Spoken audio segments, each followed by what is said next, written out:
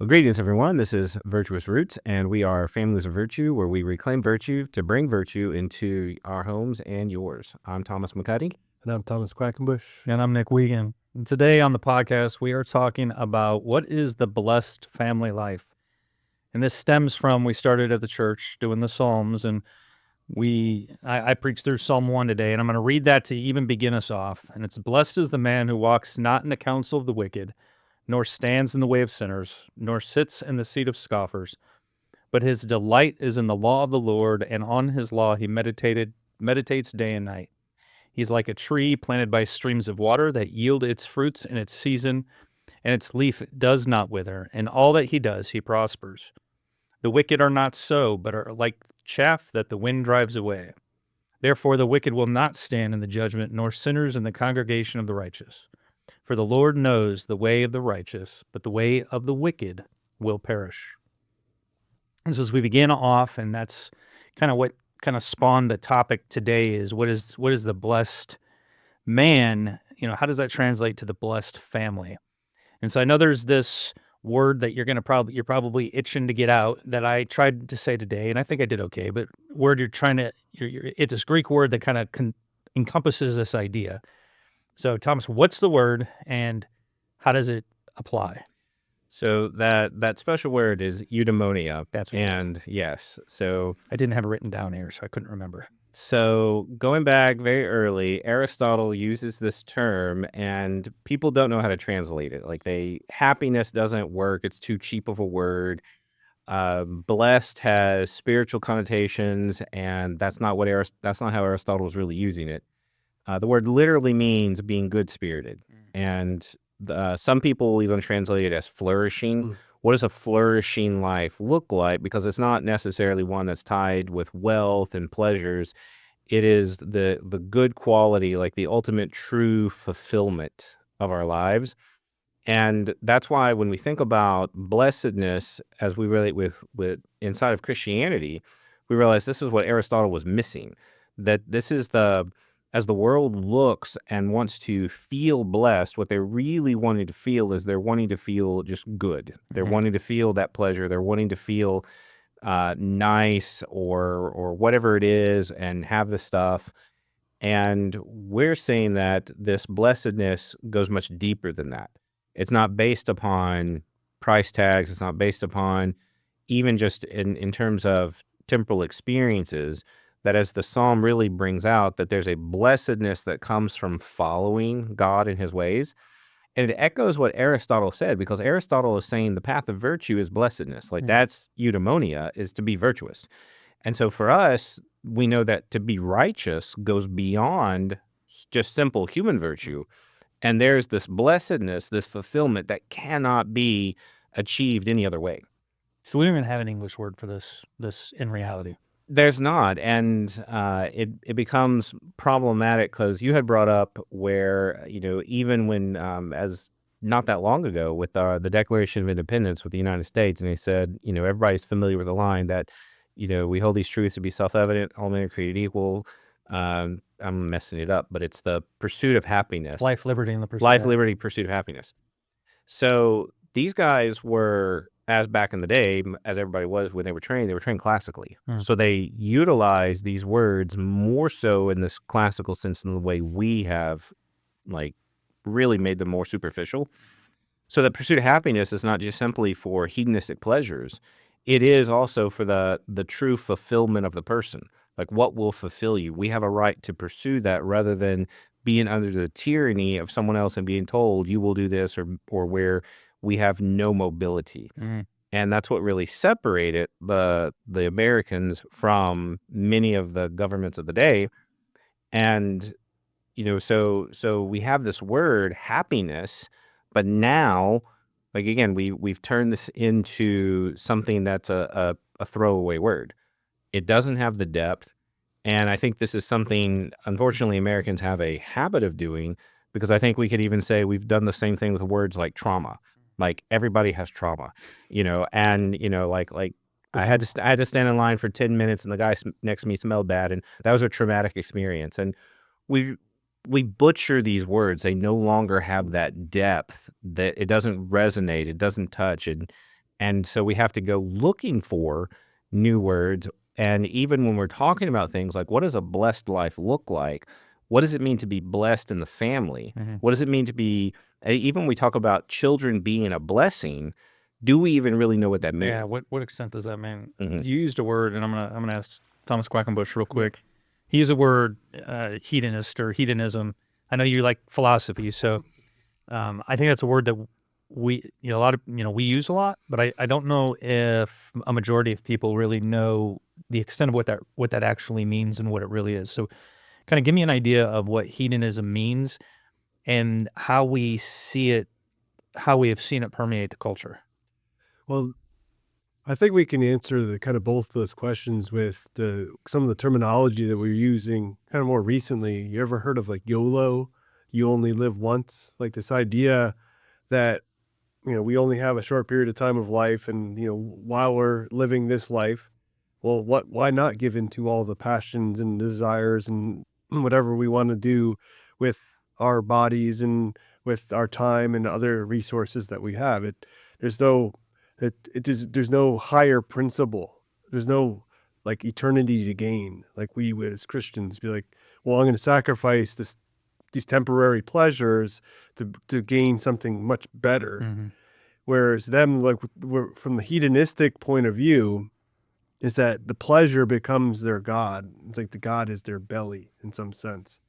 And the hedonist that would be his or her mode of existence.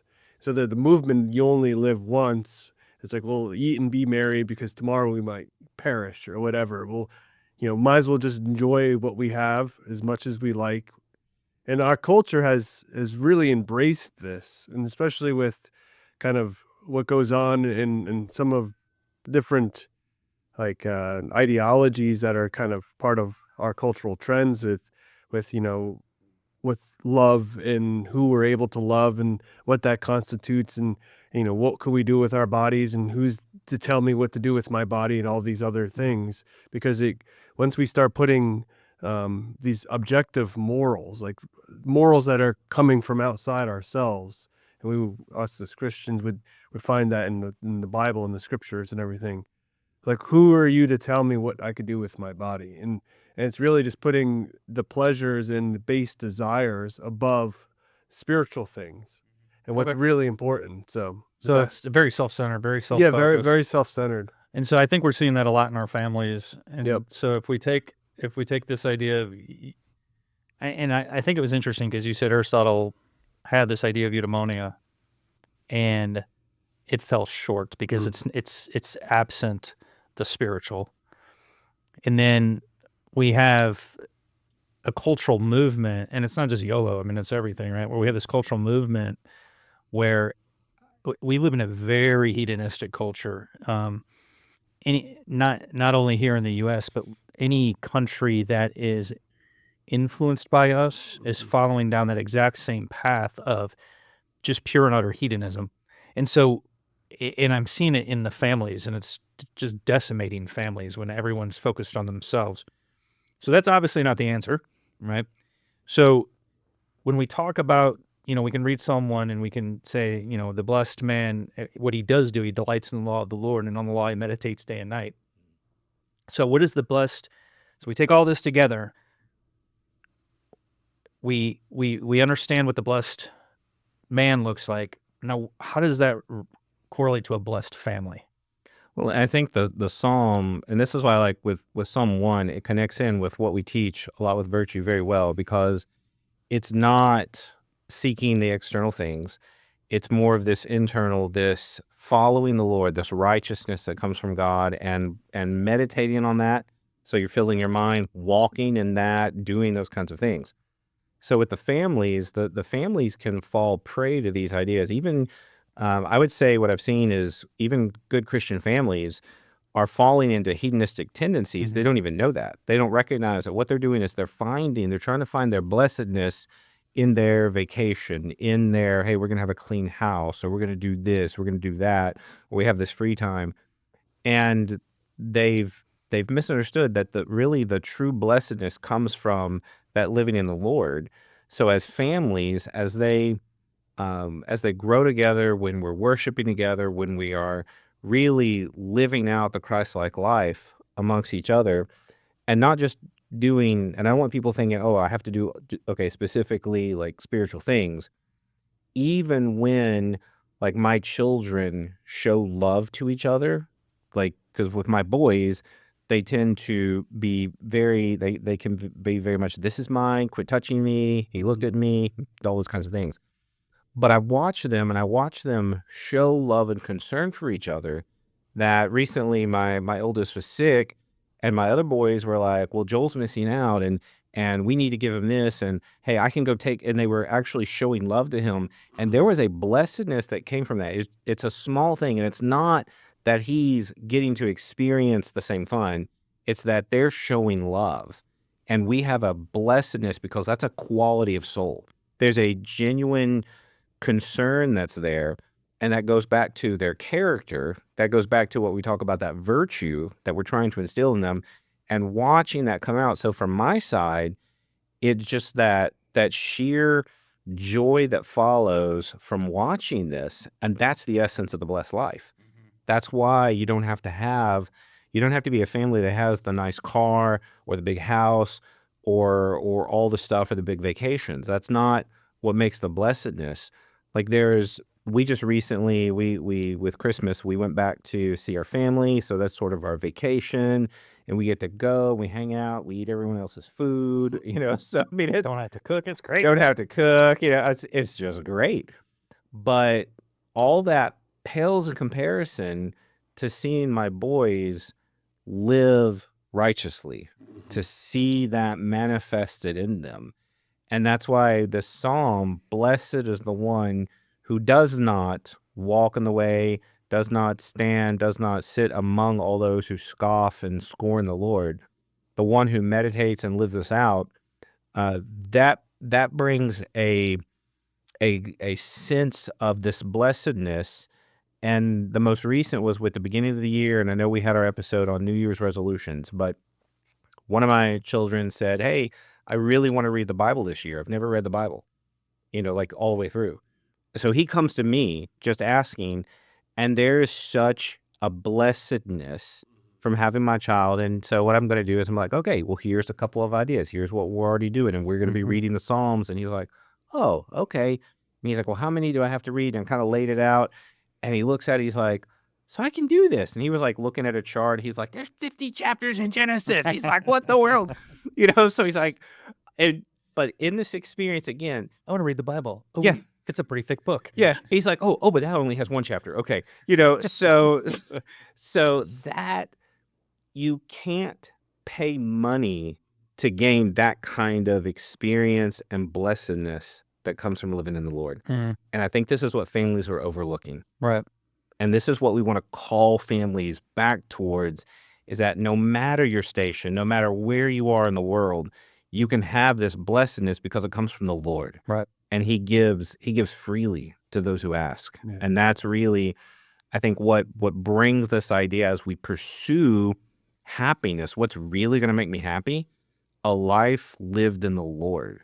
There's no other, and people are like, oh, just love Jesus and deal with all the chaos around you. There is a sense that when you are in Christ, it can be literal chaos around you, and you are still blessed. And you are on that firm rock, that firm foundation, because joy comes in the morning, as the psalmist says. Yep. That's a later one, though. We'll get there. Oh, I've never read the whole Bible. I'm just kidding. I'm just joking. I don't hit that till Like March. Spoiling it. Well, so, I mean, the ideas of what we're talking about, they just sound, as three fathers sitting here, having led our children, leading our children to the point where that is their desires, is they want to follow the Lord. They want that life well lived. But I'm not going to lie, when I asked you about hedonism and you explained it, it doesn't sound very fun. What it sounds like the opposite. So I want to read one more verse. Which I wasn't going to read this one, but I'm in Ecclesiastes 9:7, and it says, "Go eat your bread with joy and drink your wine with a merry heart, for God has already approved what you do. Let your garments be always white. Let not oil be lacking on your head, Enjoy life with the wife whom you love, all the days of your vain life that he has given you under the sun, because that is your portion in life, and in your toil at which you toil under the sun. Whatever your hand finds to do, do it with your might. For there is no work or thought or knowledge or wisdom in Sheol to which you are going. So I want to balance this, right? Like I want to balance this idea of, anti-hedonism, anti-materialism, anti this pursuit of every little fleshly desire with God wants us to truly enjoy what he's blessed us with in the other sense. So I just want to make sure that we don't, we're not a bunch of prudes here just talking, you must live and completely deny yourself of everything. That's not the point. I mean, he wants us to be happy, but it's got to be this focus on God.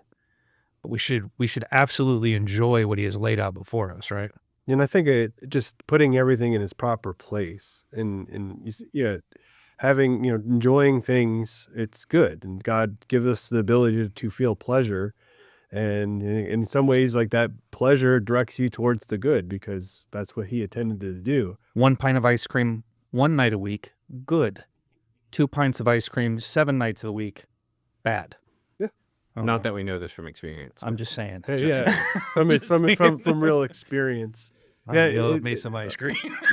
I'm there. I'm right there with you, and it's because as one of the things too is you grow older, and as we're older, like you just recognize that those things become more like the ice cream when you're 18, 19 years old might not have affected your body like it does today.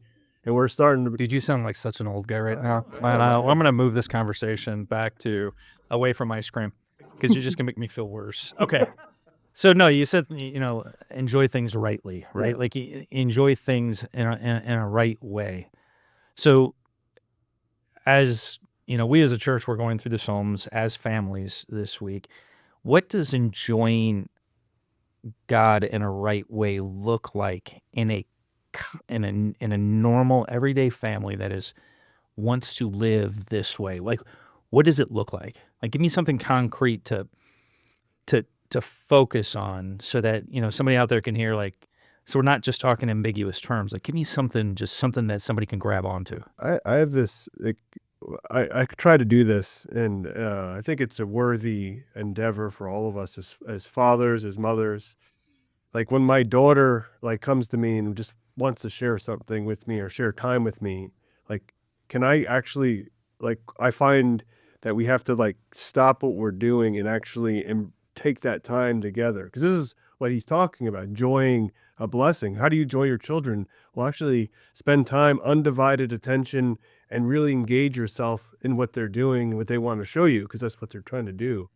And I find that when I do my relationship with my daughter grows, and my sons as well when they do that, and I'm taking the time to really invest in what they enjoy and what kind of pleasures that they're things that they're trying to do, and I find blessed like that, the idea of happiness in a more sustained way when I am not distracted by the millions of different things that could occupy my mind while I'm spending time with my daughter.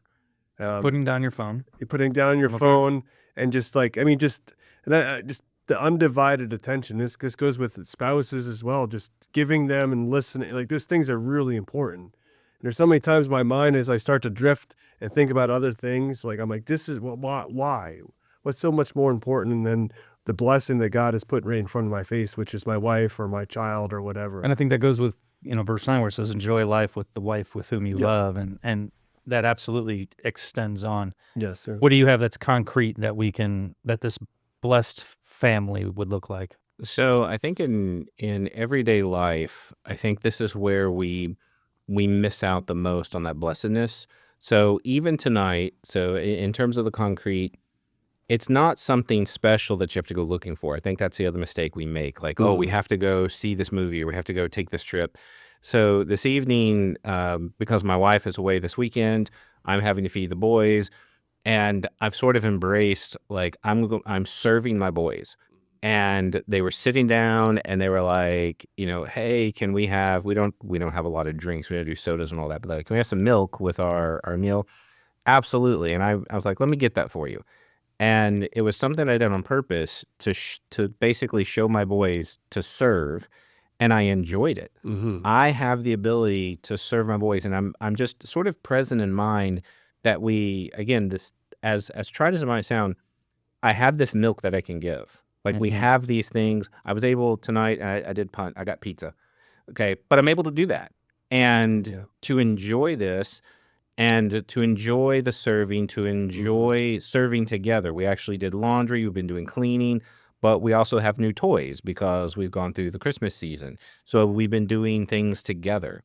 And so playing together, being together, and in those moments being able to mentor my children, to kind of show them like I'm doing this because I love, because we serve, and I do personally enjoy it, but the real benefit is going to be when they begin to mimic that, because your children are going to mirror, they're going to do what And the you're doing. blessedness just increases that, because now you're just like beside yourself with joy and that. Well, happiness. scripture calls each one of us to love our wives like Christ loved the church, Yeah. right? And so kind of what you're talking about as you're saying it, I'm imagining Christ at the Last Supper knelt before his disciples, washing their feet, and he's not holding his nose with one hand and reaching out really far and being like, you got to touch, like that's not how he's serving. It's got to be this intimate moment of truly washing their feet, knowing this is going to be the last night. But even if not, it's like he truly embraced that service. And so what you're mimicking for your kids is this Christ-like nature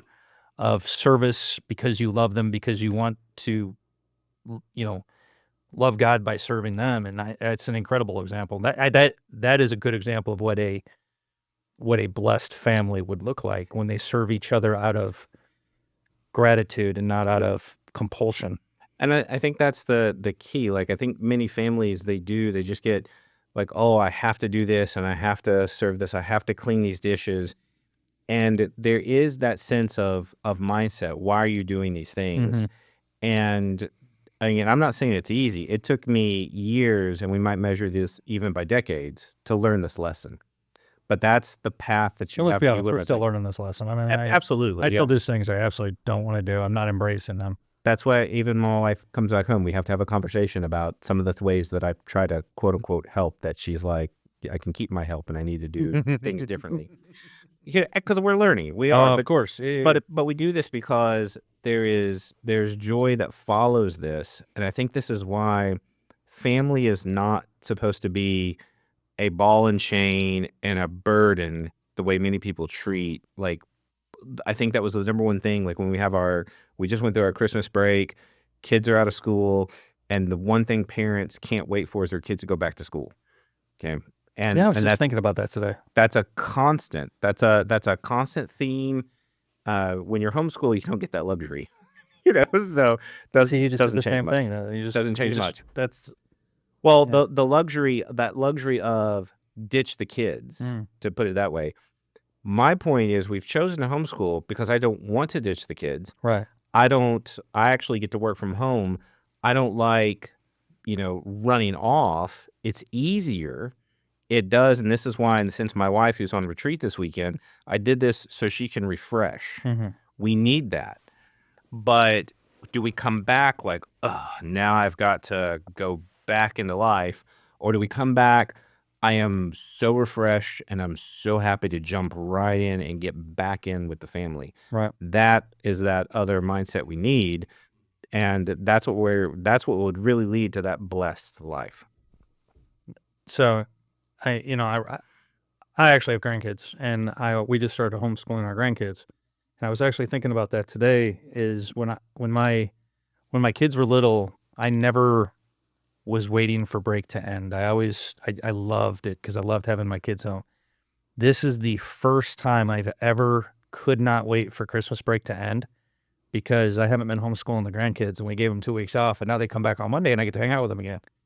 And so that I think you're right. Serving, spending that undivided attention, really kind of embracing what he's actually given us, and treating it as if we are truly grateful, modeling Christ in our own homes by serving them with a love and a gratitude. Well, gentlemen, I really appreciate the conversation as always. This is I love these conversations, especially when I can go home and I just truly appreciate what God has given us. You can find us on familiesofvirtue.com and our podcast Virtuous Roots on all of the main streaming platforms. And we will talk to you next time.